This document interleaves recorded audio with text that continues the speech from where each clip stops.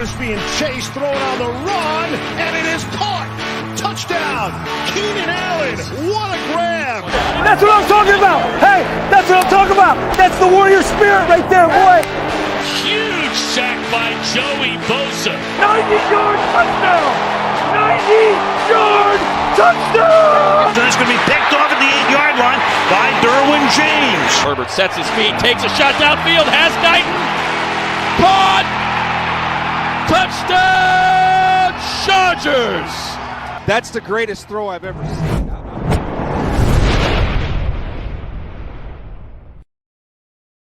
What is going on, Chargers fans? Welcome to Fight Night on the Thunder Down Under Chargers Football Podcast. In the black corner, standing at 6'3" in his fiance's finest stilettos and weighing in at 300 pounds. He's slightly undersized for an offensive lineman, but he can bench 350 and deadlift a cool 450 pounds. Jack Reed in the blue corner. In the blue corner, standing at 6'1.5" and weighing in at 200 pounds himself. After a big Italian family dinner, he's as close to Matt Hasselbeck as TDU has to offer. Alistair Lloyd. Fellas, I hope the wrists are strapped. I hope the wrists are strapped and the wits sharpened. How are we both doing 48 hours removed from yet another brain-melting Chargers display? Oh, well, it'll be interesting to see how we go tonight. Listen, if people are expecting a big prize fight, might not happen, but there might be a couple of things that Alistair and I disagree on, but we're on the same page most of the time. But it should be good fun. I can't wait to get to it. Yeah, speak for yourself. I've been training all week. I'm ready to go, ready to throw some haymakers. Let's go. Started in the green room by jabbing at me. Hey, I'm tonight's ref. I have forgotten my black and white striped Foot Locker shirt, but I might be the JR, just sitting there, just calling it as it comes. Yeah, it's, you know, like if we lose again in sour ways, we've got to make the show entertaining. We've got to provide a little bit of enjoyment and pizzazz to what could just be a pretty sad little breakdown of what happened and what didn't happen. Tonight's show, though, look, disappointment outside of one's control can lead to bickering between mates and podcasters. Stick around, see how the anti and the pro Staley discussions go down. I am, of course, Andy Prophet, your host as always, TDU crew. And like I said, I have forgotten my ref's uniform, but we will enjoy all the discourse tonight nonetheless. Guys, tuning in, thanks heaps for your continued support. The three of us love doing what we do through the hardship and incredulous coaching and play of this team. We love interacting with you all, fellow fans, as we ride this seasonal journey together, watching the Chargers do what they do. If you're new, welcome. Don't forget to like the show and subscribe to the channel to stay up to date with our content release. On audio, take a sec if you wouldn't mind to give the show a rating, and if you'd be so kind. Lastly, of course, if you're on Twitter or X, give @TDU_Chargers a follow and join the conversation over there too. Al is pumping out TDU film, just trying to find answers. All right, let's get into it. Week 7, Chargers at Arrowhead against Reed and Mahomes. Los Angeles Chargers 17, Kansas City Chiefs 31. Watching what seems like two different organisations take the field either side of halftime is becoming as tedious as listening to us talk about the lack of cohesion and consistency. This week, no exception to the rule. Offense did its best in the first half to go toe-to-toe with Mahomes and Kelce, but the difference on defense was just startling. Surrendering over 300 air yards and 3 touchdowns was a stat line you'd sort of struggle to swallow through 4 quarters of a game, but that was just the first half. Defense did turn a corner in the second to keep Chiefs to just 7 points, but the damage was done. Herbert and the offense run out of tricks. A divisional loss in the books and a record now slumping to 2-4. Legitimately, after last week, I sheepishly suggested that's where we were at following the Cowboys' loss. Chiefs seemingly riding away with the division, just a third of the way through this young season, sitting at 6-1. Jack, what went wrong? Or where did it go wrong? Or in fact, did it go right at all at GEHA Stadium? Well, listen, you always say that a team is equal to or perhaps greater than a sum of its parts, but unfortunately that is not the Los Angeles Chargers.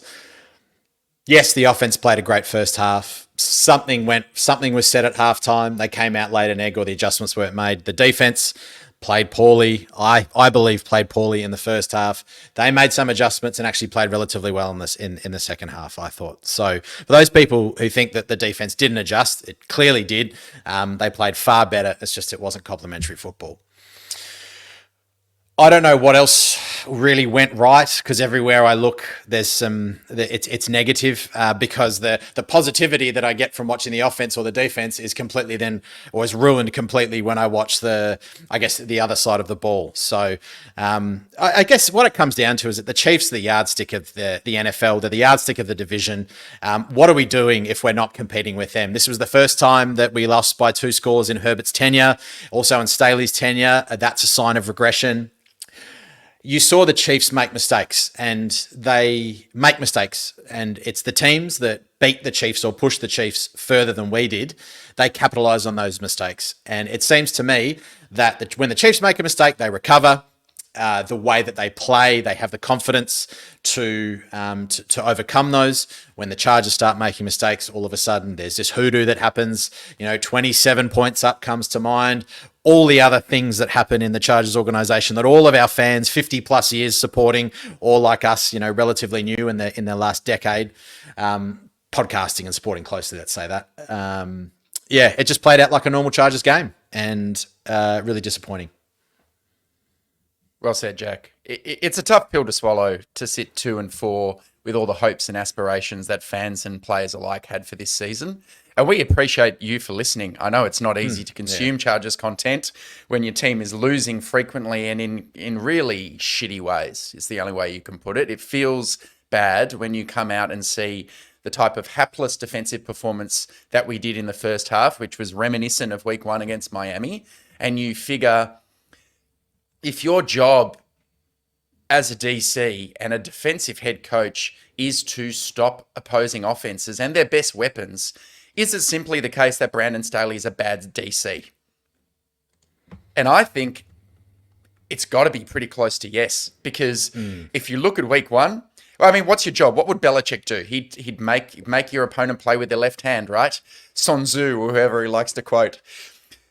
So what's our task been each week? In week 1, Tua had 466 yards and 3 touchdowns, and Tyreek Hill had 215 yards and 2 touchdowns. Fail. Week 2, okay, not bad. Derrick Henry kept him to 25 carries and 80 yards. Week 3, Cousins and Justin Jefferson both got off the leash.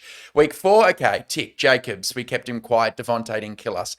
Week 5, CeeDee Lamb had over 100. And then this week, what happens? Mahomes, 424 yards, 4 touchdowns.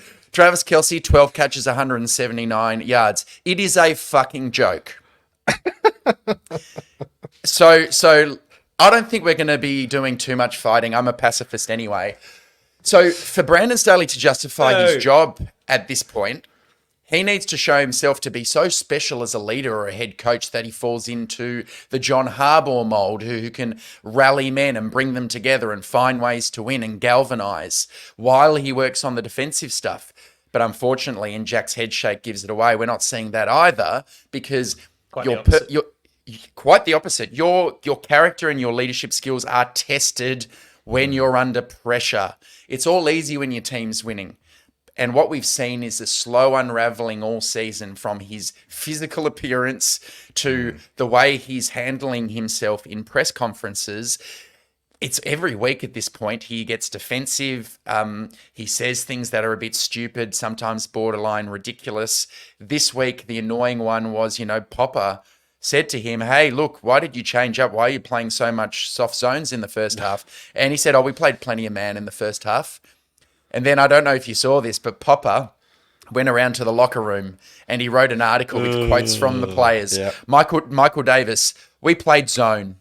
Kelce just goes to the spot and turns around. It's got nothing to do with Travis. It's us. We got to get on their ass. When you come down and you play the Chiefs, you got to come out and play man and get on their ass. Yep. That's Michael Davis. Derwin, we played a little bit too much zone in the first half. And then Marlowe, we ran a little bit more zone in the first half, and Kelce was able to just find some small pockets to extend plays, feel the zone out. He's probably one of the best tight ends at doing that.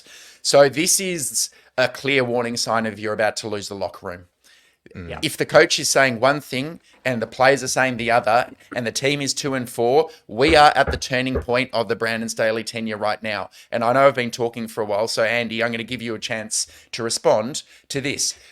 Do you think the second half defensive game plan can set a blueprint for the rest of the year? Because quite amazingly, we saw maybe the worst defensive performance in a half under Brandon Staley in the first half. And then in the second half, the team was one different camera angle away on the Kendricks fumble to arguably keeping the Chiefs scoreless in a half of football. So do you think that could be the way forward? Do you think Staley will listen? Will he change? I was almost dreading this kind of thought process and questioning. Do I think that it's enough to blueprint that? Because it is. It's a effective, if not. No, I'm not going to say that. I'm not. I say it's an effective way of stifling a high-powered offense. You know, we kept Mahomes to 120 yards in the second half and the one touchdown, and a lot of their prowess was aided by that 50-yard Mecole Hardman punt return, putting them in good field position. But we generated enough stops, forcing punts. It's a really hard one to answer because it's not going to work every week running that same ideal.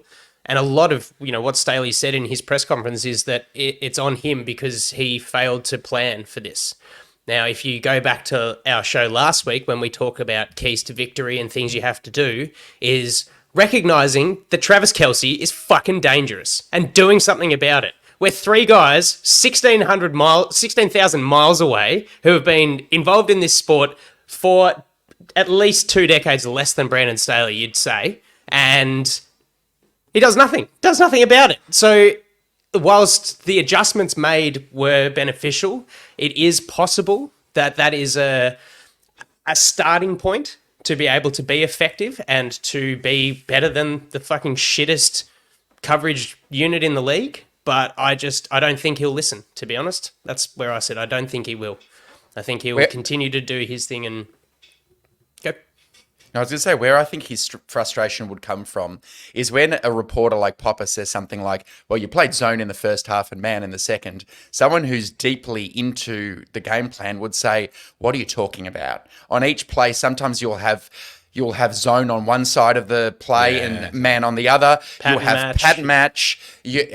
And it's not like every call in the first half was zone. Like the big 50-yard completion, Asante was in man coverage. So I think Staley's focus was more on the execution didn't work because we had a game plan to play a bit more zone thinking, and the Chiefs' EPA per play this year has been less against zone than man. So heading into the game, they might have thought, this is the recipe. We've been rushing the passer well. If our pass rush gets home, soft zones on the back end will work.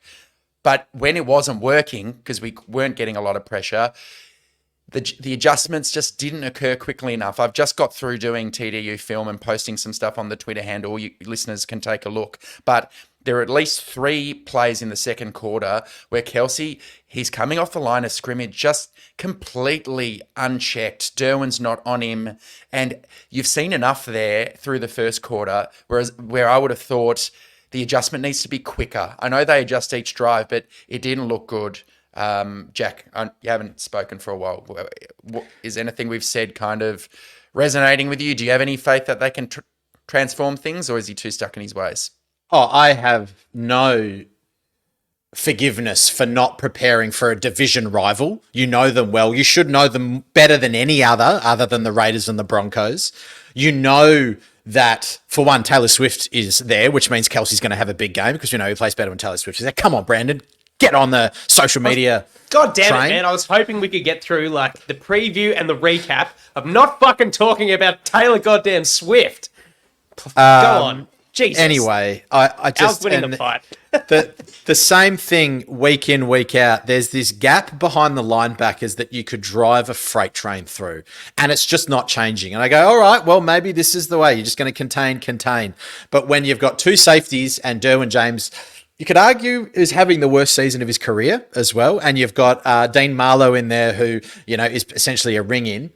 The soft coverage, Michael Davis he's a bigger cornerback. I prefer him at the line of scrimmage. He's a dog. Yes, he gives away some penalties, but he's giving up 10 yards, man. He's giving up 10 yards. And you know that Kelce does his work. He doesn't run routes. Romo was like, this isn't even a route, Jim. Look at him here. They're just playing a backyard ball. That's what they do. Backyard ball, 100%. And when they do that, they're so effective against a zone because Kelce goes, oh, actually, I'm completely uncovered. And Mahomes has to go, yeah, I have to do a little bit of work with my legs, but I'll find the gap and and the passes to Kelce were just like lobs. They weren't challenging, most of them. They were just, oh, he's open, bang. Whereas I think if you start to body Kelce at the line and start to take away the timing of some of those routes, then Mahomes gets a little bit, is that half second more. And let's be honest, Mahomes had over 3 seconds to throw the ball. So that's one of the longest he's had all year. We'll talk about the pass rush in a second, but okay, awesome. Great. He made the changes at halftime, sounded better, but the game's gone, buddy. It's gone. Yeah. And as a head coach, that is unforgivable. I'm sorry. You've got to make those adjustments, as you said, Alistair, as you're going. Now, if the team can't do that and the players can't do that, then I don't think it's a shortcoming of them. I think it's a shortcoming of how the communication is done on the sideline and what those messages are. Should they have hired an experienced DC so Staley's not trying to do head coaching stuff and changing the defense and coaching up the defense at the same time? Well, you said it, Alistair. You said that a guy who's standing in the press conference will go, of course we didn't play zone because he's so involved in that game plan. Now, a head coach takes that step back who doesn't call the defensive offensive plays and can kind of perhaps see where that perception comes from. Absolutely. But when you're trying, you're so like defensive over what you're doing. You're so stuck in it that you can't see the forest through the trees. And I think that's where we're getting to and defense by and large of itself, we've talked about it on this podcast before, is a reactive game plan, is a reactive. On offense, you're a juggernaut, you just go. And you go, you know what, you've also got a signal caller and a quarterback to make adjustments at the line. You've got another coach on the field. The green dot, not so much. You're relying on making those adjustments when you go a 3 and out or there's a touchdown, you go, this is what we need to do. And I think in that reactive sense, a head coach who's calling defensive plays is spending far too much cognitive energy trying to fix it when they really should be looking at the overall game plan. Yeah, he's going play by play and a plan to just sort of go, okay, now this is what we're going to call. And let's get serious. Kenny Murray is not the kind of operator, with all due respect, because his player has improved. He's not the kind of operator to get that call into his headset and do anything other than reproduce and reiterate what has just been said to him. And it's not hey guys, I'm hearing this, but this isn't working.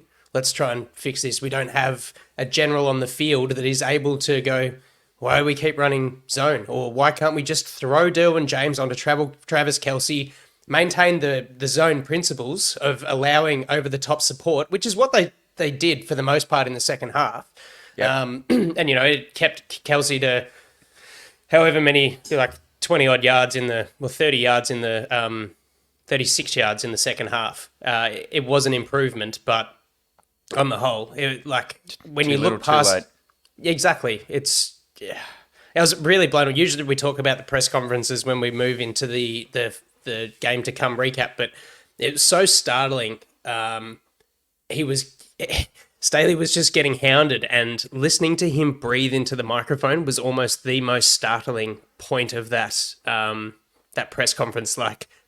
Just growling almost, anticipating these questions of essentially his philosophy and his skill set being tested, and he didn't want a bar of it. He did take full responsibility, but he did.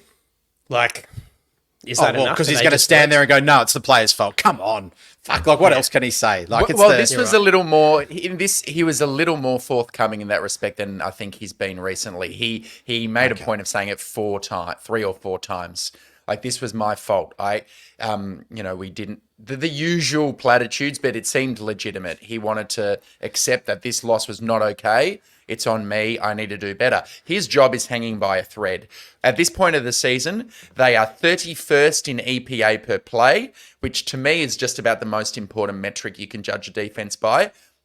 They're 25th in points allowed. They're 26th for overall PFF grade defense.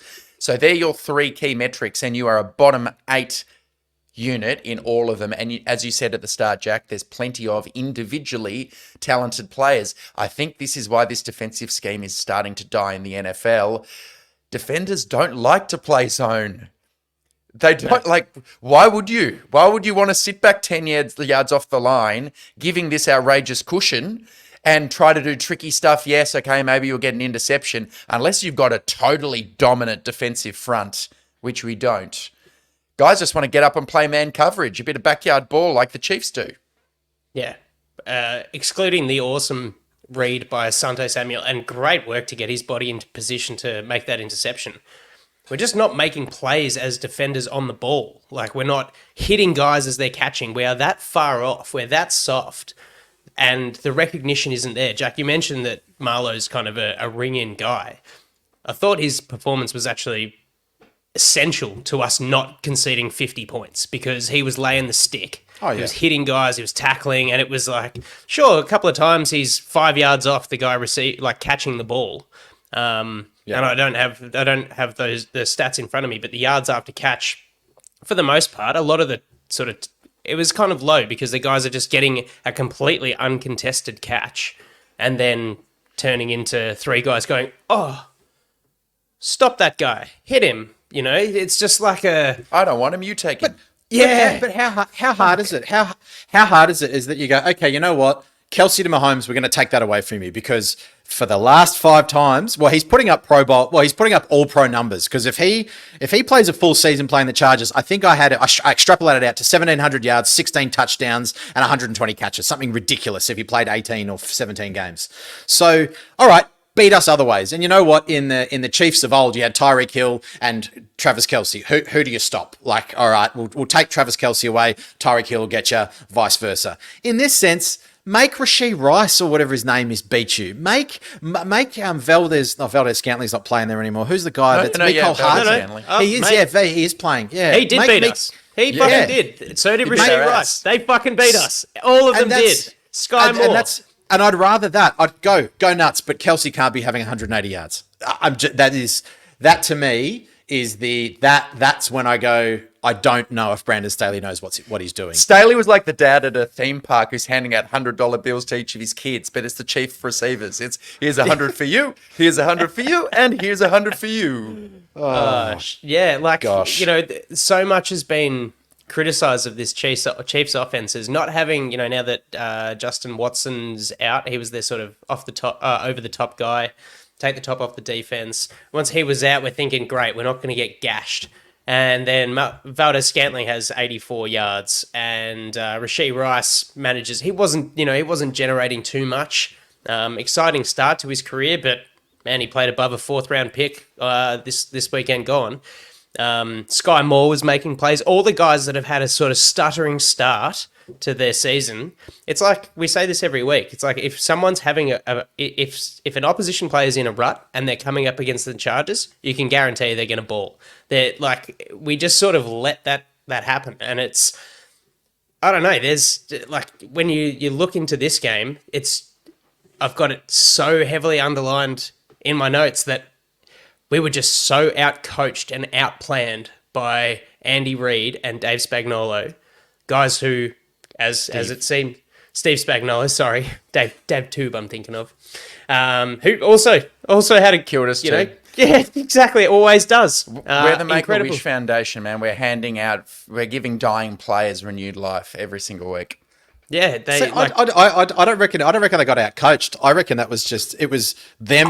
Staley's out coaching himself. I don't think the Chiefs did anything different. They just went, oh, this is what we're doing. Mahomes didn't do, like, you know, he had 400 yards, but I mean, he's playing the hand that he's been dealt. I didn't think he was uber special. Some of those throws are not, yeah, okay, we take that for granted. But there were none of that things where I go, oh my God, we got beaten pretty well there by just an insane performance. And maybe we just get so used to Mahomes doing those things that, you know, that is just the standard that we expect. But sorry to interrupt. I just feel like Andy Reid looked at this game and was just licking his chops, and he just said, give me them nuggies. And he goes, I'm going to take them nuggies. And he did. And then in the second half, Spagnuolo goes, all right, they've scored a few points, and I'm going to make my adjustments as I always do. And now you score fucking none. For the second time in 6 games, you're scoring 0 points in the second half. And we're just out-adjusted. Sure, you know, as we've said, Staley made his adjustments and the defense improved. But when the opposition coaches are just light years ahead of you, and actually prepare and plan, and they go, hey, we're going to keep Keenan Allen quiet. Go make Josh Palmer have a day. And look, he did. And he did. And that's good. But he knew when to blitz. He knew what Justin Herbert was going to do. He goes, he's going to drop and boot right, and that's when we're going to hit him. It doesn't have to be on third down. It'll be on second down, and we'll turn a 2nd and 8 into a 2nd and 24 or something egregious like that, and then absolutely kill that drive. It's the way that they executed. I think that we just basically didn't have a coach. We had the guy that cut the oranges for halftime show up with a headset on, and we had two esteemed, an offensive and a defensive mastermind who took the absolute piss out of our team. For mine, now look, Staley outcoached that mastermind the entire second half. So you can look at it both ways. Kellen Moore embarrassed Spagnuolo in the first half. They're on their way to 35 points. And then in the second, they scored. Okay, maybe embarrassed is strong. The offense was highly productive in the first half. Yeah. And the Chiefs' offense in the second half, they had fumble, punt, and then touchdown at the end. Unfortunately, while that occurred, our offense hit the road, as we've discussed all year, Jack, whether it's incoherence or lack of complementary ball. I think if you're a coach of this team, and unfortunately, Staley hasn't followed this mantra as much recently, but if you're a winner, you should be acting like a winner or with confidence in your processes, even when the result doesn't go your way. That's why it's been disappointing to see Staley losing control of press conferences, because that's made me lose some faith in his abilities as a leader. I'd feel much better if he just looked down the barrel and said, first half game plan was shocking. I've learned a lot from how the second half worked. We need to fix our offense, what went wrong in the second half. The fact of the matter is the Chiefs are the belle of the ball. They're the Super Bowl winners from last year. And this was a one-score game halfway through the final quarter. And last week we had opportunities to win against Dallas. We need to correct ourselves, but I'm not giving up on this season because we've still got a good football team and we're going to change this, that, and the other thing. He isn't really giving off those vibes, but that should be the message to the team. If we can change what we do a little bit schematically on defense, we've still got a team that can win a bunch of games. I worry, though, because where does Kellen Moore turn when things are going poorly? So where on the sideline, and it doesn't matter how experienced or inexperienced you are, the hierarchy is there for a reason, is that head coach should oversee, have the macro level. Yes, we know that there are some head coaches that are offensive and they call that, but I wonder where Kellen Moore's turning when I go, mate, I've just gone punt. I don't know what should we be doing here? What's the chat? Or is Staley then so locked on the defense? Doug Nussmeier, the quarterback coach, I guess, who's 50 and he's played in the NFL. I guess that would be the closest he has. But is that part of the overall messaging? So who does Staley give the defense a talk and then he goes to give the whole team a talk? I don't know what's going on, but the performances and the locker room, Andy, you said it just is starting to feel like it's just fractured, not only on the field but also just going behind the scenes. And do we talk about Staley being fired? Can we talk about that, or are we still in the game? Let's get there. Let's talk a bit of offense, because we haven't really talked about the offense at all. And there are a couple of things I think or I'd like us to explore at least. The obvious one is Quentin Johnston and Darius Davis and how they are or aren't being worked in to this offense. Jack Eric from Bolts from the Blue, who's a great poster over there, he said, look, is Quentin Johnston not a fit for Kellen Moore's offense? So in this game, he's had one catch from the 2 targets, a 20-yard completion. What are you thinking about him? I know this is becoming a weekly thing, but what do you think? Well, I can tell you that Zay Flowers is looking all right now. And I can also tell you that Jordan Addison is probably looking all right now. Dare I say it, Deontay Banks, given what happened to JC Jackson, is looking all right. Dalton Kincaid is actually looking okay. I'm even thinking that maybe even Joey Porter Jr., who's having a pretty good year at quarterback for the Pittsburgh Steelers. And then you get into Sam Laporta, who looks like a future All-Pro, and even Michael Mayer. I don't know. I don't get the philosophy, because you draft QJ. All right. Yeah. The measurables look almost like CD Lamb. CD Lamb was very, very effective in Kellen Moore's scheme in Dallas. All right. In what position, Jack? I reckon you've just nailed it. From the slot. From the slot. But QJ's obviously playing on the outside, running end arounds and clear routes. But then all of a sudden you look at Joshua Palmer's ability when Mike Williams goes out and you go, well, why did we need to spend another first rounder when we've got Josh Palmer, who's clearly a very capable, and then Jalen Guyton coming back? So this doesn't make sense to me. The way that Quinton Johnson is being used, even with the Mike Williams, is just not making sense. And I don't know what the reason is, because Keenan Allen gets open, Josh Palmer gets open. Clearly Quinton Johnson he made a decent catch, but does Herbert just not look to him? And I said it last week, is the blame just on Herbert?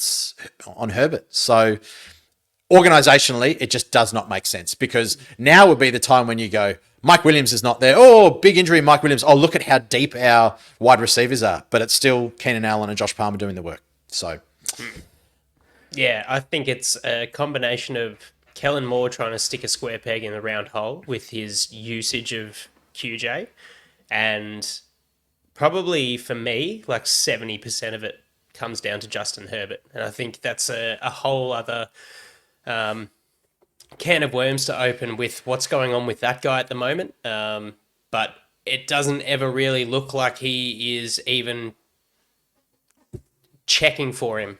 It was a nice route. He's getting separation on his runs. And he's running some good routes. It was a good catch. It was a good turn and catch at the point there for QJ. Yep. But there's a lot going on with Justin Herbert. It's now his, third coordinator. He's got the hand on his left hand injury. And I heard on another show, friends of ours, the Lightning Round, talking about a really small thing that it had not occurred to me until I thought about this. Herbert's one of those guys that when he takes the snap, it's one of his ticks and mannerisms to spin the ball in his hand. I think it was Craig on the show who mentioned this. Can't do that with a glove and a splint on his finger. That sort of stuff plays into it. How he takes the ball under center, how he was handing the ball off on running plays. They're all just little things that build into just a lack of sort of mental security. He obviously doesn't have Corey Linsley, so he's now concerned that his pass protection is, and rightfully so, is with Will Clapp at a far lower standard. He's concerned that he's going to be taking these hits. He's putting the pressure on himself to make these plays work. So he's now he's taking way more sacks, and dumb sacks than he should be taking. He's, as a pressure mechanism, he's starting to eye his receivers, making it easier for opposing cornerbacks to sort of come in and make plays on the ball, because you're either going to Keenan Allen, or you're going to Eckler in the flat, or you're going to Josh Palmer, and we're going to be able to come up and make those plays because you're looking at the guy that you're throwing it to. These things that he succeeded in early, his mental strengths when playing the position, are starting to regress, and it's causing him now to overthrow balls. He missed Keenan in the end zone on a play that he would have made 12 times out of 10 in seasons past. And for a young quarterback, that's saying something. He's favouring these guys because he just wants to execute. And he speaks about that so highly in his press conferences, that he's just looking for guys that he knows are safe options, and it's almost forcing it. So I think that there's a little bit of Herbert's awareness of having QJ there and having an untrusted relationship there. He's got to be responsible for, getting the ball out, not just starting the game, 2 passes to Keenan, couple to Gerald Everett, and, making those small, and therein lies a little bit of responsibility on Kellen Moore to get the guy some touches early and get him, his confidence up at the start of the game. So it's not just we'll throw it to him when we have to, and if it doesn't work, then everyone goes, what a bust of a pick. And the fans are going, why did we take this guy? Still think he's going to be a good receiver. I just don't think he's being used right or looked at properly. That's my take. There's plenty of blame to go around. Again, 41.7% was the pressure rate of Herbert this week. You can't exist in that sort of domain. Quinton Johnston, if you isolate all his routes, he won a bunch this week. He lost a bunch. If you play press against him, particularly when he tries outside release, he does struggle from time to time. Kellen Moore's not helping him, because if you gave him more snaps in the slot, He'll have more two-way goes. We're really using him as a big-time X receiver on the outside, whereas the plan this year was to make Mike Williams do a bit more slot stuff. Let Quentin Johnston do that and try to get him in from the slot. And then to your point, Andy, I think Herbert does go through progressions awfully quickly. Now, I know some of these plays aren't even designed to get to the backside read, so you can't expect him to see QJ when the play's designed to look right to left and Keenan's open. But I still think there's something to be said for Herbert does go through progressions very quickly, and that's been commented on a number of times over the years. Sometimes if the play develops a little longer, something will pop open in that window down the field. But the pass protection's probably in his head. Geez, Jack, we've said it time and time again, Corey Linsley. How important is this guy to the team? Every week you look at it and you just go, how could you be so remiss from a team building point of view to not understand how important Corey Linsley is to not only Herbert, but to the offensive line as well. Popper wrote a great article and he actually rightly pointed out, even though, and we talked about it on the show, even though PFF said Linsley had a poor grade against Minnesota, they blitzed him at a record high rate and Herbert played like an absolute jet. And we're going, wow, who cares? He's got little time to throw, but he's making things work. Will Clapp, listen, poor guy, huge shoes to fill, but how can you not see Linsley's on the wrong side of 30? He does have a bit of a checkered injury past. You can never predict a heart condition, clearly, but you had to do something better than Will Clapp, I think. And you can really see that Herbert plays scared. When I'm not bashing Herbert, I think that Herbert's just in a bit of a dip like he was last year with his ribs. He'll come out of it. I still think he's an incredible player, but there is blame to go around. And, it's not just because you criticize someone and not everyone's untouchable. Just because you criticize someone doesn't mean you automatically hate them when you want to get rid of them. There's a lot of charges Twitter at the moment or X or whatever you call it, to say that, well, if you're being really negative, then you don't deserve to be a fan. No, you can be angry and frustrated, but still love the team. And I think that's where we come from. I think Herbert's to blame. He'll be fine. Linsley's a huge loss. There's the argument that Pipkins might be playing hurt. He's playing poorly. Kick Sawyer out there. Bring in McFadden. Do some stuff. I don't know. Then you've got some really young players there. But clearly the offensive line, which we thought was going to be a strength of this team, is not at the moment. I think for me, it really highlights the importance on Justin Herbert to play well when every decent offensive stat that we're doing well at, so, points per game and just everything positive about the offense relies on Justin Herbert and his output. And when he doesn't have a good game, as he hasn't in the last 2 weeks, the team looks like shit. Not sustainable. It's really not. And when you've got the highest paid defense in the league as well, and two $30 million pass rushes, it makes it bloody hard to have an equal kind of spread of strength across the whole squad. So I don't know. It's really difficult. But should we talk positives? Are there positives to take out of it? I think we've covered the only ones. I feel like continuing on the negative track. Actually, I'm going now. There was some real before you go, Alistair. I still think Khalil Mack deserves some credit. The guy is getting hurries 5, and people will say the pass rush was shit. But let's just because we start talking about trade Bosa, trade just get. I've got some thoughts on that later, but I just want to say Mack had another, I thought, quite a good game. The guy just plays really well. Alistair, sorry. Agree. I want to pick up on some small things, the little things, because I think the little things matter. And part of the reason why I won't say fell in love, but part of the reason why I really was buoyed by Staley early days was the freshness of the willingness to embrace analytics and seemingly make the right game management decision 75% of the time at least. I think there are a few things in this game that bothered me. One, when you go into the game as an underdog against KC, I thought we would go for it on 4th and manageable a little more. We punted on 4th and 5 at the 49 with 2 minutes 56 left in the second quarter. At the time, the score was 17-17. 4th and 5, we punted and they scored a touchdown on the ensuing drive. So ended up going in at halftime 24-17. And on that same final drive, Andy, I called it to you. We failed to use a timeout on defense when Mahomes does a great big completion. Okay, they've got 1st and 10 at our 11-yard line. There's still 1:29 on the clock, and we've got 3 timeouts. We let them run the clock all the way down. That's where you've got to go. We actually want to preserve time to get the ball back again. Yeah. And the last thing I'll add, I thought it was pretty obvious that Austin Eckler rolled his ankle, and Josh Kelly was running really well.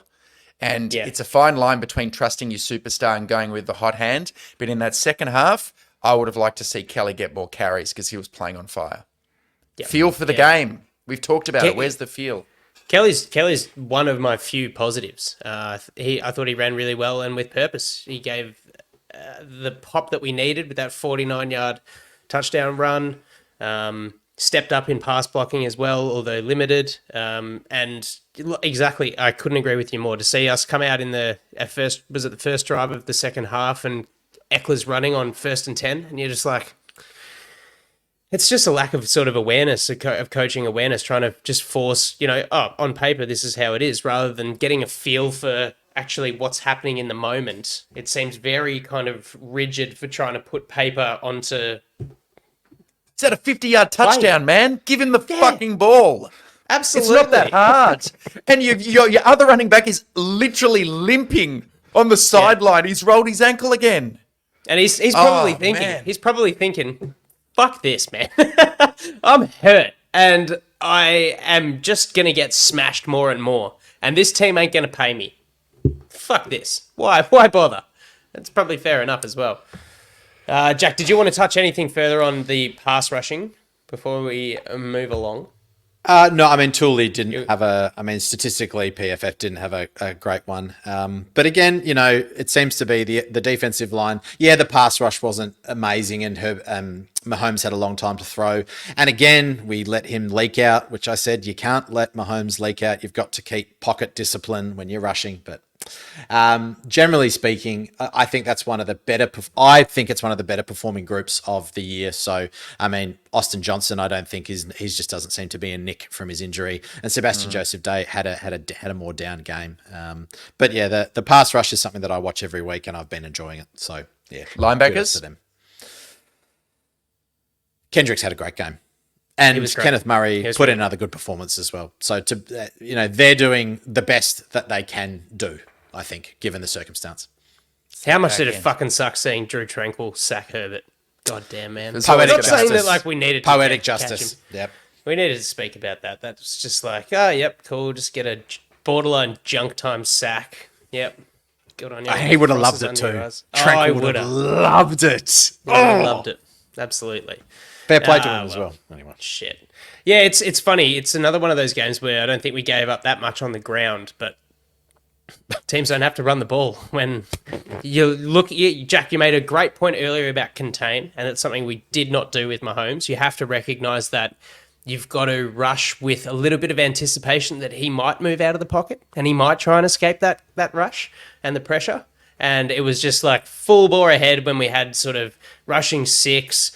And, the defense are wandering the defensive backs are wandering in a paddock, and Mahomes is going, oh, fuck yeah, 3rd and 15, I'll rush for 23 yards. And no one is within cooey of making a stop near the line to gain. Like, it's just, it's really hard to sit and watch that. I can't do any better, but I also don't get paid millions of dollars to perform. As a coach or a player. So, it's bloody hard stuff. All right, we're feeling pretty bad.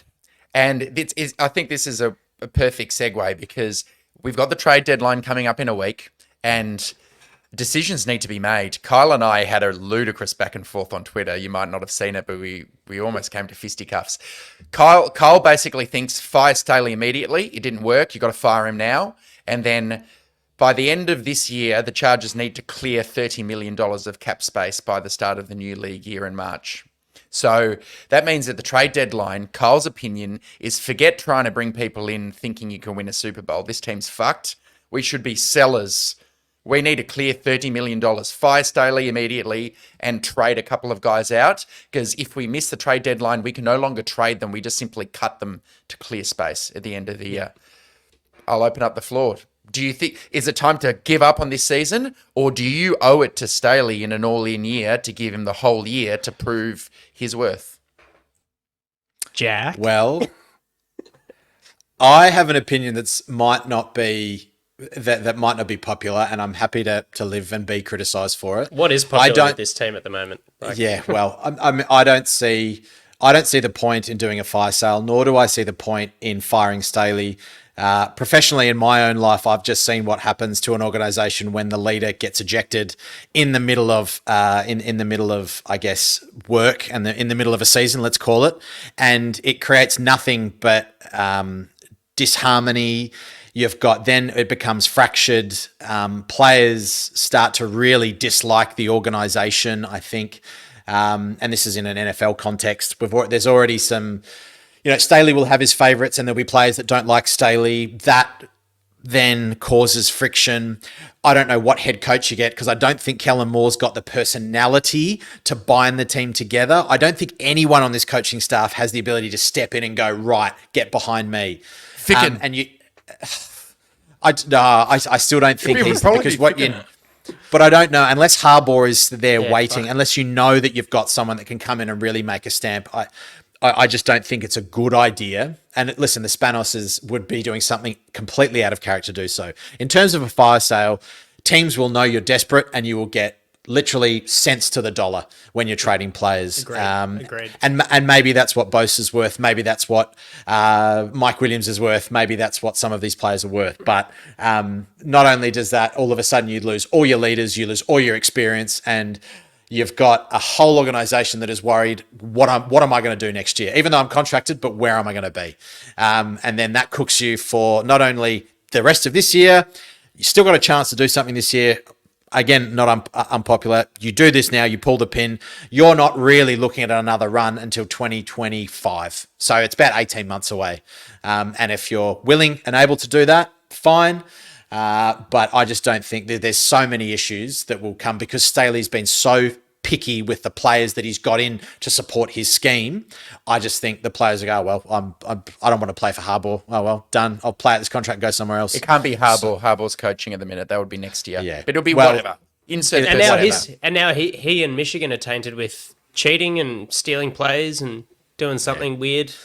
It's interesting because 6 of one, half a dozen of the other with what you say, Jack, because I agree with you. Do you think that the position that the team's in with Herbert now exiting his rookie contract, where we've clearly as an organisation wasted those cheap years of him and overpaid other players, paid a lot of marquee players at a high premium, we're now starting to see that whatever it is going on is not working, be it the coach, be it players underperforming, injuries, etc. All the shit that happens to every team every year. Do you think that there's benefit in bringing in a new coach earlier to get a running start into next year and trying not to make the transition worse? Let me just have to be Kellen Moore, right? That's the only time you do that. It's where you go, okay, let's back in Kellen Moore. We've got a guy in house. I tend to agree with Jack, and I don't think that yet Kellen Moore has the Start with scoring 1.5 points. Yeah. Kindly. What about the flip side, Andy? Would you bring someone in before the deadline? So we'll know the result of the Bears game before the deadline. The team will have 48 hours after that. So let's be favourable and assume it's 3-4 rather than 2-5. Mm-hmm. Last year, the Bengals and 49ers came back from 4-4 to make their respective championship games. Not saying the Chargers have that in them. But, I mean, would you try and do something? Because the team could do with a player, or would you just say, nope, this is it. This is the team you've got? Well, I think you've got to look real low-level stuff, and something that I have been championing for as long as I've done this show, and I'm talking about my guy versus the guy I cannot understand how he has a job with the team. My guy being Xander Horvath is still, available to be elevated into the practice from the practice squad. And Trey McKitty, just get the fuck out of the building. Just get him out. Politely. Thank you, but see ya. Because that's an element, especially with, I'm going to get into Gerald Everett exiting the game with a quad injury. But he was inactive, McKitty, this week. Donald Parham looks like one pat on the head away from just like a career-ending concussion. He got smacked and looked absolutely dazed. That's a concern. Those things are a concern. And, the 11 and 12 personnel that Kellen Moore likes to run is concerning when you have, fuck all at tight end. So bring in a guy cheaply who can sort of fix a little bit of a problem. We just don't have the resources to be able to bring in anyone to try and make this season worthwhile. I don't think. No, it's got to be like the Eagles bringing in Kevin Byard. They can probably afford him, and it's like Hunter Henry would be about the most like that kind of player for sure. And then you're just making your cap situation even worse at the end of the year. So you'd have to think you're a chance to win it, I reckon.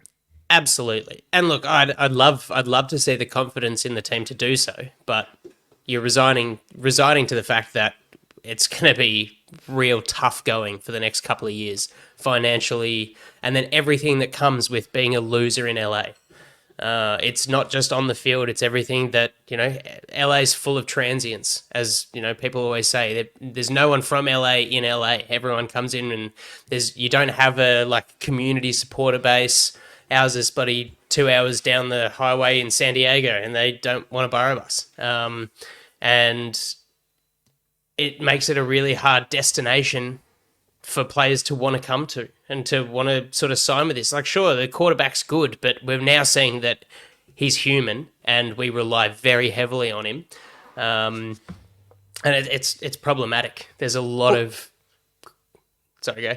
Well, let's just go through. Okay, so I've given the case for not firing a coach and not doing a fire sale. Let's go through the case of doing a fire sale. Okay, so all right, let's say you get rid of Bosa. Who else do you get rid of? Eckler goes. Who else do you get rid of? Mike Williams. I mean, can you trade an injured player? I'm not sure if you can. You can, but what are you going to get out of it? Who else do you trade? Khalil Mack? Do you give Khalil Mack a go to a contender? Is he tradable? I don't know. What do you do? Derwin. Do you trade Derwin? So I don't know sorry, on that, Al, I was going to ask, what is Derwin's role in this defense? Is there one where he can excel? We've seen it in the past because he's not doing it at the moment. Do you have any takes on? Yeah, I do.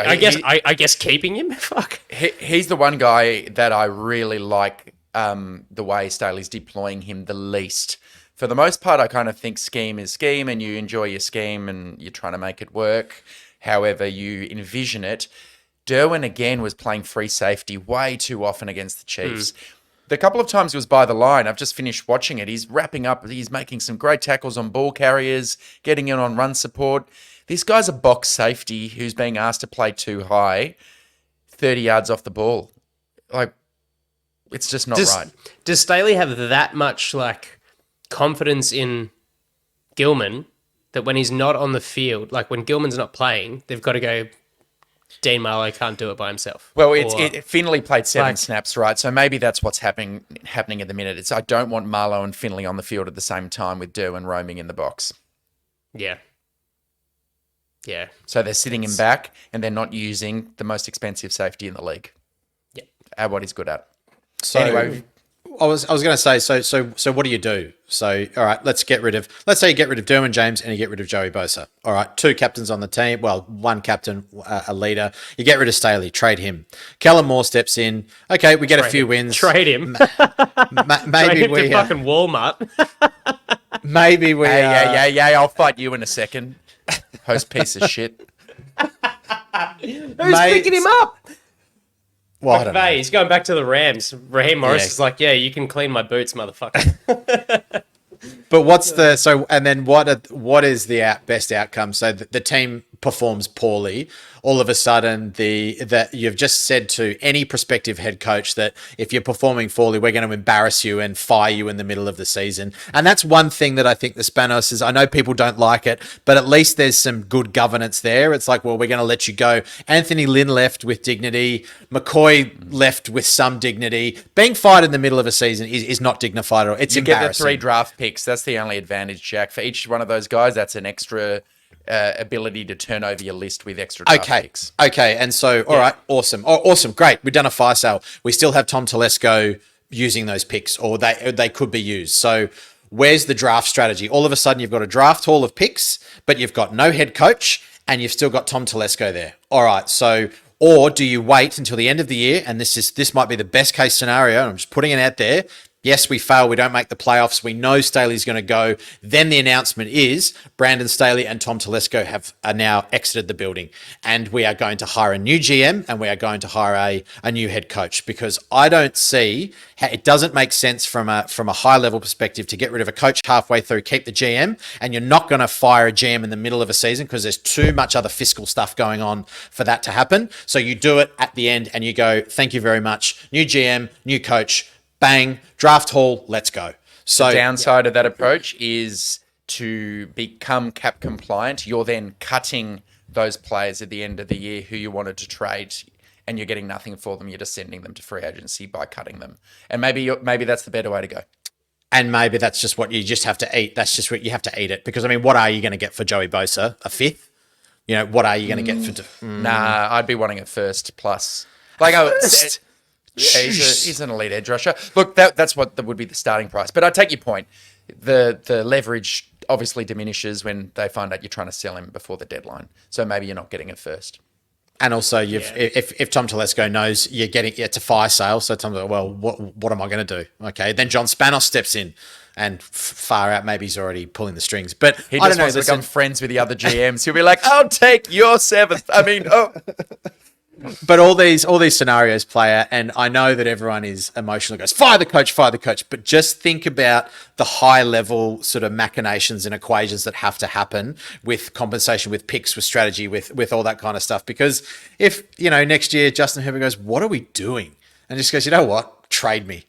And there you go. Because I think in this market, you're not going to find Phillip Rivers that just going to stick with a team. We know that quarterbacks are fickle. We know that they want to go and win. Justin Herbert might be, loyal to a fault, perhaps, but we know how competitive these markets are. Players are moving more freely than ever. And I'm not saying either way. Whatever happens, but we're fucked either way. Let's just put it like that. There we go. Yeah, I don't disagree with you. I think if Staley is to be fired, Telesco has to go as well. I just don't see there being any other. And for my mind, I want a sale of the team. If we're going down that path, if we're not going upwards, clear the fucking house. We're gonna have to get rid of a few big pieces, and it's gonna hurt. But we've just got to do something. I think I agree that maybe now is not the right time. I don't think that not trading players out is bad, because we do have a cap situation. And hey, shit, if someone else is controlling the war room on draft night and it's not Telesco, maybe a couple more picks wouldn't hurt if it's not a complete bonehead, or if it's not a new coach with an idea who's coached in the league before. Golly, I see so much Rex Ryan's fucking head on Chargers skivvies that I'm just like, could it be worse? Could the situation that we have at the moment be worse? Like, it's pretty bad. Yeah, it's just pretty bad. Just in case the listeners didn't know where I sat on this one, I would not be firing the head coach, because we've got a Super Bowl to win later this year. So let's turn things around. There he is. Get back on the bike, Coach Staley. There's still time yet. Shit. Shall we move on, and maybe we'll talk about week 8 against the Bears. We've spoken at length about the press conferences from this week and what they infer for the individuals and for the team and for us as fans. We've mentioned that Austin Eckler now has a low ankle sprain to add into his high ankle sprain. We saw him pretty lame coming out of a couple of plays. And, yeah, Gerald Everett left the game in the third quarter with a quad injury. I will butt in on that, Andy. Staley met with the reporters on Monday, and he actually said they got it wrong on the broadcast, and he corrected the quad is actually a hip. So, but no scans or diagnosis, but Everett's battling a hip. We'll find out more tomorrow at the Wednesday practice. I appreciate that input. I think a hip might just be a little bit better if it's sort of bruised. The dog's not going to be dislocating a hip, but he could tear a quad, and a torn quad would be much worse than some kind of hip knock. All right, Al, what happened in the Bears-Raiders game last week? Windy City, Bears 30, Raiders 12 in a highly surprising outcome, given that it was Tyson Bagent's debut, the undrafted free agent from the Shepherd Rams in Division 2. People kind of liked him enough to give him a Senior Bowl invite, and he didn't play that well in the Senior Bowl, but you know what? He did okay in the preseason, and in this game, he had a reasonable debut. He finished 21 of 29, 162 yards, and a touchdown. What this was a very good game plan by OC Luke Getsy. They were very run-centric. They ran the ball over 30 times. Lots of different types of runs, screen passes, rollouts, short passes, jet sweeps. Their average depth of target was 2.5 yards. Yeah. So, I did say that in the set. but do you know what? Bagent he's still got the ball to Darnell Mooney and DJ Moore 12 times in total, and he made a couple good decisions and he used his legs. Trust me, he's going to be just annoying enough to piss us off next Sunday. So they managed to put 30 points on the board, mainly because Deontay Foreman scored 3 touchdowns. He's like their RB3. And then on the other side, the Raiders just had a stinker. Josh McDaniels decided to start Brian Hoyer, who apart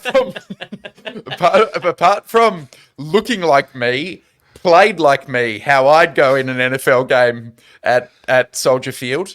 So he threw 3 interceptions. One was kind of a bobbled pass to Josh Jacobs that was picked off, but then 2 of them to Jalen Johnson, their outside corner, who's having a really good year. Yeah. So this ends up being essentially a dominant performance by a team who has heretofore been terrible, and that's the tale of the tape. Bears win by 18 points against the hapless Raiders.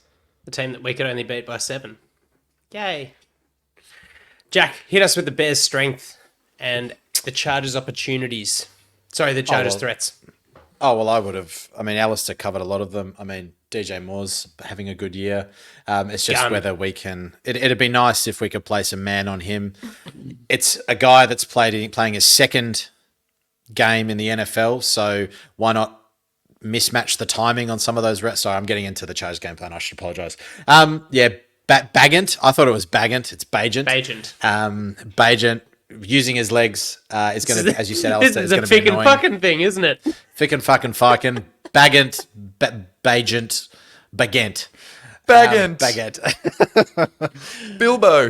Bilbo Baggett. Yeah. Oh, to be honest, I'm actually going to be honest that I haven't prepared anything for this, so I'm firing in the dark. Fuck the Bears. We should beat them by 3 touchdowns. All right, I could jump in on a couple strengths. Man, I got you. I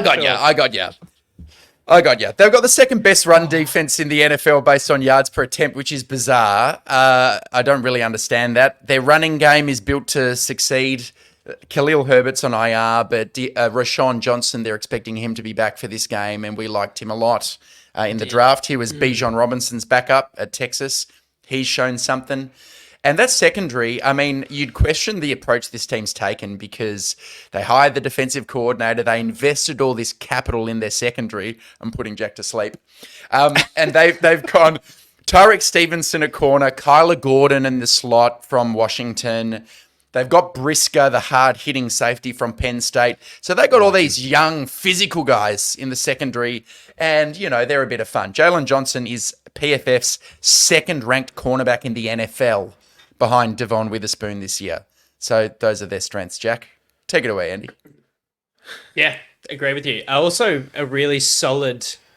For not a great O-line, really solid blocking input from tight end Mercedes Lewis, and well, obviously he's on IR, but the running back group can block too. As far as their weakness goes, I see. Actually, I don't know if you said this Al, as one of their strengths, but the run defense hasn't actually been that good. Well, I don't get it. Their grading and stuff is low, but if you just look at yards per attempt, it's really good. It's only 3.4. So there's some disjunct there. They're graded low. The EPA is low, but somehow on a per attempt basis, it's fine. They're ranked 28th. So don't get it. They've given up 120 yards against the Bucks, 153 against the Chiefs. They're relying heavily on their second and third level assistants to force the stops in the run game. Don't know if that works out well for us with Eckler being injured and Josh Kelly, having a good week and a good week on, good week off. But yeah, no D linemen scoring above 60 per PFF in their run defense. Their D line stinks. 7 defensive backs allowing over 10 yards per reception. The tackles on the offense, the tackles struggle in pass protect. Darnell Wright and Larry Borum not performing all that well. This is a really either side of the coin, having no Justin Fields. But Al, you brought up a really good point as to how they succeeded with their run game against the Raiders, and how the jet sweeps and the running backs out in the flat. They're typically things the Chargers have struggled against. Other underperforming stars like Tremaine Edmonds, he's had a bit of a howler to start the year. They're everywhere you look in this. Like if you look at all the teams compared to one another in everything, the Bears are like just below the Chargers in almost every single one of them. Maybe bar special teams and something else, but there's got to be goddamn avenues for the Chargers to be able to excel a little bit. Like playing the Chiefs at Arrowhead's one thing, having the middling Bears or the less than middling Bears come to SoFi, this has just got to be one of those weeks. I'm wheeling myself into just maniacal hope, but it's just got to be one of those weeks where we can execute to a level that is enough to knock this team off. I see just holes here and there across the board for the Bears, and not having necessarily a quarterback that can run like Mahomes did, or a la Lamar Jackson. Justin Fields has that potential to be that true dual threat quarterback. He just doesn't diagnose defenses that well. So Tyson Bagent has elusive skills in the pocket and things that'll be annoying, but he's also playing his second game. So let's Nathan Peterman the shit out of this guy. And we've been kissed on the pecker. We're facing Tyson Bagent in a must-win game. I mean, you could not draw it up better. We've already faced Aiden O'Connell. Yeah, what more do you want? Almost dropped the bundle on that one though. Like that's the biggest criticism almost of these Chargers is that when we play a poor opposition, we play down to that level, and I'm terrified that is going to be the storyline of this game. Is that we play down, we win by a point, something like that, in a real shithouse kind of, as if we were playing in the Windy City in horrible winter weather, and it's like a 17-16 kind of affair, and we just come out of that feeling like we'd aged 20 years and no more positive about the growth of this team at all. I do have a rated rook. You mentioned Roschon Johnson. I loved him here. I think he was one of my I love you mans, or a Chargers target. He's had 122 yards from 25 attempts at 4.9 per. Not too bad. He will step up into the RB2. Jack, I won't touch on your guy, Gervin Dexter Jr. And personally, I'm praying... Big boy. I'm praying for a total meltdown alert on Tyler Bagent. Oh, please. Just like I said, Nathan Peterman the shit out of this guy. It's starting to actually need a multiple sack game from Bosa and Mack to make me feel like we've spent $60 million well this season. If we don't win this game by more than 2 touchdowns, I'm going to call it an utter failure. An utter failure. I thought you were going to quit the show. Utter failure. And yeah, Just beat the Raiders by 18 points. We've got to be careful. Although they had Brian Hoyer. No, you're right. If we don't beat, I'm actually not tuning into the show next week. That's it. I'm done. No, I shouldn't say that, but maybe. Your teachable moment will be, hey kids, you know what? Don't support the Chargers. Yeah, that's right. Holidays are early. See you after Christmas. Yeah. Now, I'm going to say 10 to 35 Chargers, and if we don't get even close to that, then 10 to 35. Fuck. Yep, I'm going to call that an utter failure. That's the benchmark. Come on, got to do better. Do better. Okay. Al, what do you reckon? I will say it's the first game we win of the year by more than a score. I'm going to say Chargers 28, Bears 17. Good chance for Keenan to exploit Kyler Gordon in the slot. Let's see some more of QJ. Good test for the defense. Is this run defense actually good? They're 16th at the minute, yards per attempt. They're going to get tested because the Bears will try and run the ball for sure. And I think Blitz Bagent is the key. He was only blitzed for some reason on 18.8% of snaps against the Raiders. And when he was, his PFF grade was 58.2. He's a second game player. Let's take a risk and blitz him. Play some man on the back end. Why not? Yeah, cool. I've got a precious little gem before I go into my score prediction. Just a little misnomer, I guess, on the Bears. So Tyson Bagent's dad, Travis, is a former arm wrestling champion. Not a sport that we get a lot of coverage of in the land down under, but he's one of very few not to commit an elbow foul. And I've got to say, there's a video on him. He is a mad dog. I'm really hoping that his energy and intensity and his will to win is not passed down genetically or inherently. And this guy just curls up like a little bitch on Sunday Night Football. So, look, surely we can get the result over football. This could go so badly. You know, this is just setting up for Bagent having this come home game. He throws 3 touchdowns, and Staley's on the sideline, and McCallum Moore's going, ooh, and it's at home, and Popper's in the press conference. Staley just doesn't even turn up, or Staley. Popper's like, yeah, unbelievable. Gosh, I hope. Please, it'll make for good content if it happens, but my lord, our views will go to zero. But at least the three of us have fun, right?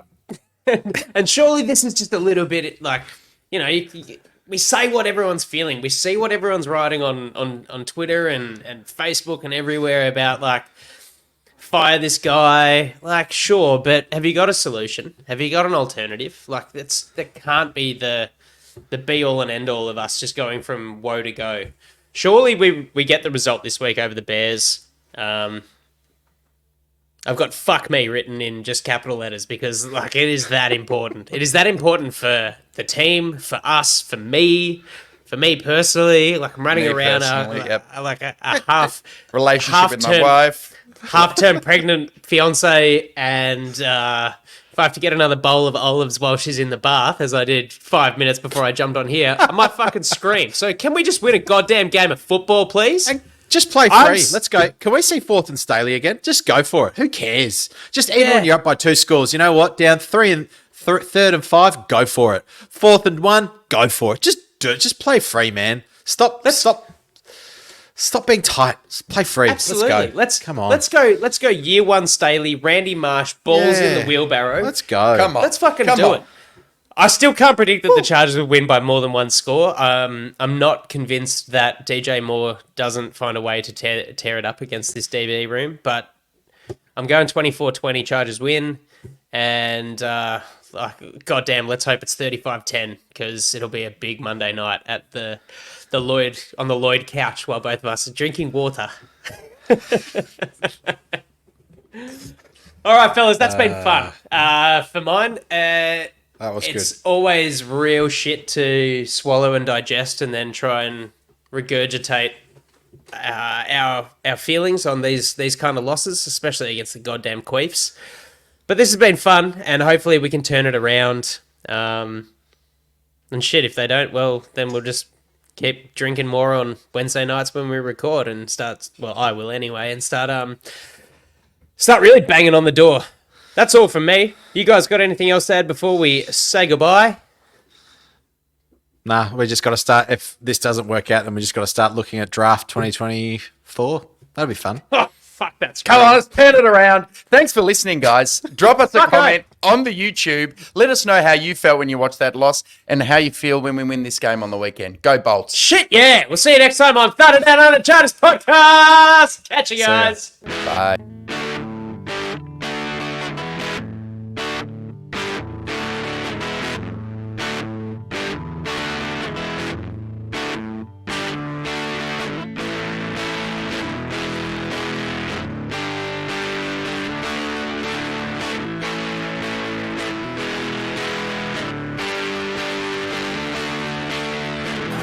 Backpedals looking, firing. He's got Floyd turning. Got it. Zigzag. 10, 5, high step. Touchdown. San Diego. Good night. Good night to all.